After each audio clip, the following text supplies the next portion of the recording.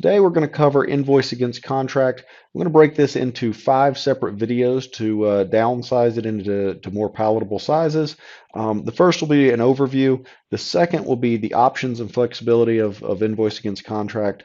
The third will be the auto invoice and evaluated receipt settlement. Then we'll roll into receiving options, and then the last video will be a demo of the setup and configuration. So one of the cool features about our invoice against contract is we have 2 different imports that allows you to quickly and easily bulk import data in. The first of which is a contract line item document, or a CLID. This allows you to bulk import a lot of items all at once. It's kind of a simpler, easier to use import, but it has its limitations. You can only import goods and services, not the fixed and reoccurring or cost and expense line types, and it doesn't allow for you to import the accounting data either. And so after you import it, you have to manually go back and change that. It is, however, good when you are going to do releases and you just need the items, because on the release orders, you don't set the accounting on the contract. You're going to generally set that on the requisition level. When people requisition it, they'll set their cost center, their company code, etc. And so it's really good option for when you'll be doing releases.